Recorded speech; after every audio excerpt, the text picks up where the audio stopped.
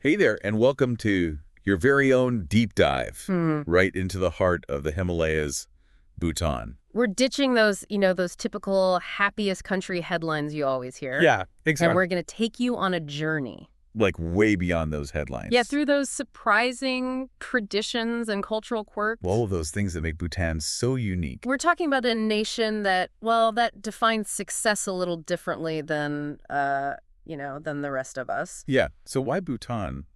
I mean, you've probably heard whispers of this, like, mystical landlocked nation. Right. Tucked away amidst the world's highest peaks. Exactly. It's a place where, vibrant monasteries cling to cliff sides. Prayer flags flutter in the wind. And happiness. It isn't just a feeling there. Get this, it's official government policy. It's like they're saying, hey, GDP is all well and good, but what about our people? Right. Yeah. Like, what about their well-being? Their spiritual health. Their connection to, like, everything around them, the environment. Exactly. Bhutan's famous for its, what's it called? Their gross national happiness index. Yes, that's the one. It's a totally unique approach, wouldn't you say? Total. To measuring progress, one that goes beyond just, those dry economic indicators. It makes you wonder about those assumptions we often make, like a bigger economy automatically equals happier citizens. Absolutely. It gets even more interesting when you consider what the king of Bhutan himself said once. He stated that gross national happiness, he actually said, is more important than economic growth. Powerful words. It really makes you stop and think. It does. But okay, let's talk about what daily life actually looks like in a country that prioritizes happiness. Right. For starters, imagine a country with no traffic lights. Hmm. Like none. Just Yeah. common sense and a whole lot of courtesy. It's like one giant trust exercise. Speaking of harmony, did you know that Bhutan holds like an actual world record for planting over 50,000 trees? In 1 hour. That's commitment. It's a powerful example of their commitment to environmental conservation. Which, of course, is a core pillar of their whole gross national happiness philosophy. It's like they understand something we often forget, What's that? that a healthy environment goes hand in hand with a happy population. Makes sense.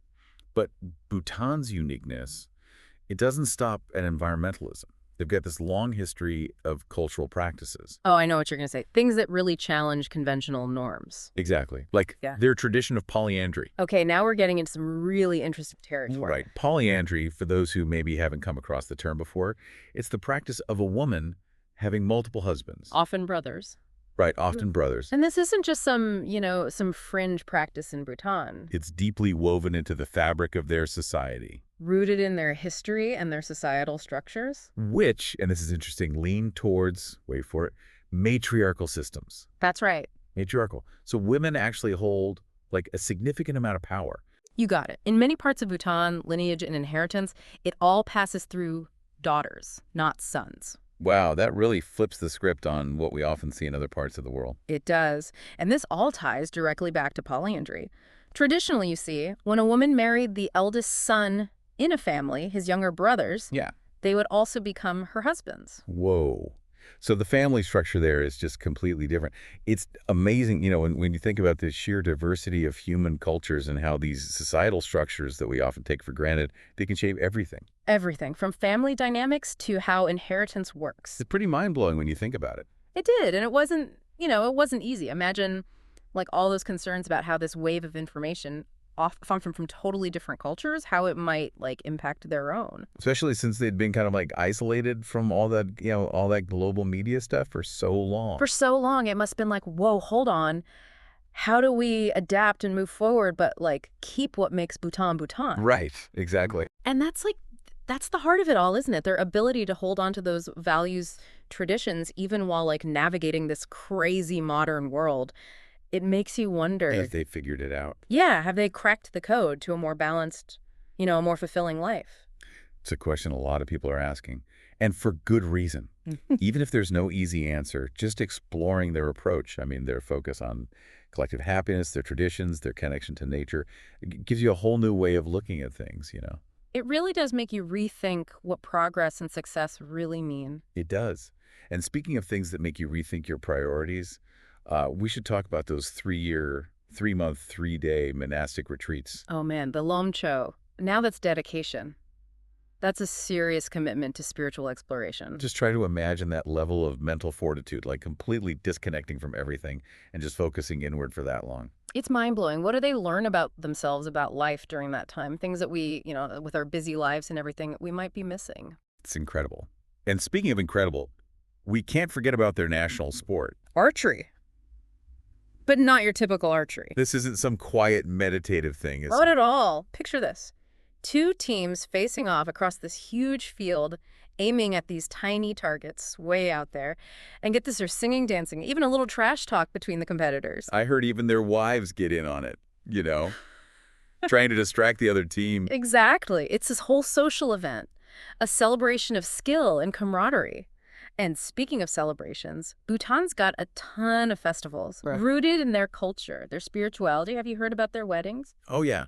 Monks chanting offerings of beer to the gods. They're amazing, right? Sounds like such a unique blend of spirituality and celebration. Like only Bhutan could pull that off. And then there's this beautiful ceremony in the forest. The couple literally shares a drink with the deities, seeking blessings for their journey together. Powerful stuff. It's so different from what we're used to. It's like this deep reverence, this connection to something bigger than themselves. It is, and that reverence, it's in their festivals too, like La, their New Year celebration. It's all about dancing, feasting, and even a little fortune-telling. Wait, fortune-telling. Tell me more. Okay, so they have these little dough balls filled with different things, and what you get inside, it supposedly predicts your year ahead. Like what kind of things? Well, if you get chili, it means you'll be talkative. White fillings like rice or salt, that means kindness. But if you get coal, well, let's just say it might be a year for some self-reflection. That's amazing. It's like a delicious way to think about the year ahead. Right. And then there's this one, the Jury Mountain Festival. At midnight, dancers wearing masks and not much else do this incredible dance to ward off evil spirits. Quite a sight. It all sounds so mystical, so magical. It's like stepping into a different world. It truly is. And then there's the Chechu Festival with the Cham dance. That's the one where the dancers wear those elaborate costumes, right? Those are the ones. And it's more than just entertainment. It's like a meditation, isn't it? Yeah. For the dancers and the audience. Exactly. It tells stories through these intricate movements, music costumes. It's a way to really experience Bhutanese spirituality and artistry. It sounds incredibly powerful. Yeah. Which reminds me, we have to talk about the Black-necked Crane Festival. Oh, yes. That one's really special. It's all about those endangered cranes that migrate from Tibet to Bhutan for the winter. And these aren't just any birds to the Bhutanese. They're spiritual beings, right?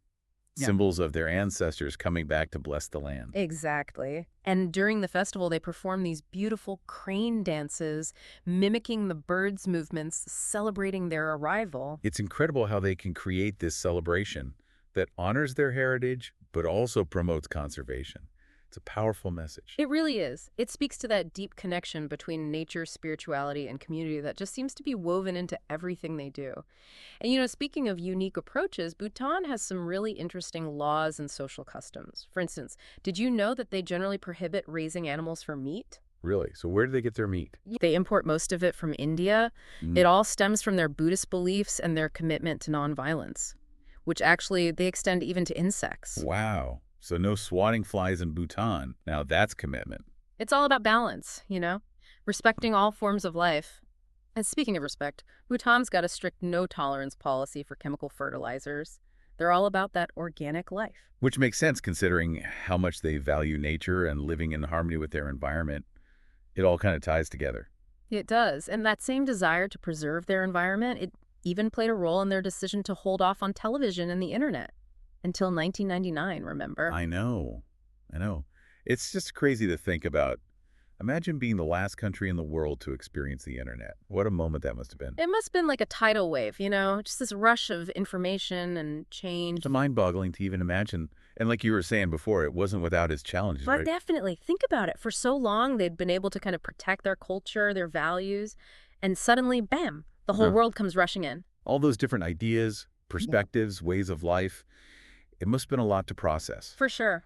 It forced them to really think about their identity, about what they wanted to hold on to and what they were willing to adapt. And that's a question that resonates way beyond Bhutan, I think. Totally. It's something we're all grappling with in a way. This constant tension between tradition and progress, the local and the global. It's like finding that sweet spot, where you can embrace the new without losing sight of who you are, where you come from. Exactly. And that's what's so fascinating about Bhutan. They're kind of like a case study in how to navigate that tightrope walk. Right. They're not trying to shut out the modern world, Right. but they're also not letting it steamroll their values. And that's something I think a lot of people find inspiring. It gives you hope that maybe there's another way, a way to be both modern and connected without sacrificing your soul. It makes you wonder what we can learn from them, you know? Yeah. What would happen if we all took a page from Bhutan's book and prioritized happiness and well-being as much as we do economic growth? It's a powerful thought. It's like they're challenging us to rethink our definition of progress, to ask ourselves what really matters in the grand scheme of things. Exactly. And hey, speaking of things that make you rethink your priorities, remember those 3-year, 3-month, 3-day monastic retreats we touched on earlier? Oh man, those are intense. Talk about a commitment to spiritual growth. It's almost beyond our comprehension, isn't it? Yeah. To just completely disconnect from everything we know for that length of time, to dedicate yourself entirely to inner exploration. It's like they're saying, hey, there's a whole other world within you that's worth exploring. And sometimes you have to step away from everything else to really see it. It's a powerful reminder that sometimes the most important journeys are inward. You know, those journeys of self-discovery and introspection, they might not always be easy or comfortable, but they can be incredibly transformative. They can. And maybe that's a big part of Bhutan's secret sauce, this willingness to slow down, to look inward, to connect with something larger than themselves. It's a beautiful thought. And, you know, as we wrap up our deep dive into Bhutan, I think that's what I'll take with me, this sense of awe, this feeling that there are still places in the world where people are living life on their own terms. Where ancient traditions and modern realities somehow coexist, and where happiness isn't just a goal but a way of life. It's been an incredible journey exploring Bhutan. From their spicy cuisine and unique festivals to their deep respect for nature and those mind-blowing monastic retreats. They've really challenged our assumptions, haven't they? Shown us that there are different ways of seeing the world, different ways of measuring success and happiness. Absolutely. And if there's one thing I hope our listeners take away from this deep dive, it's that same sense of wonder, that same spark of curiosity. Because the world is full of surprises, full of cultures and perspectives that can challenge and inspire us. So keep exploring, keep asking questions, keep diving deep into the unknown. You never know what incredible discoveries await. Couldn't have said it better myself. And on that note, we'll wrap up this deep dive into the heart of Bhutan. Until next time, keep exploring and keep those questions coming.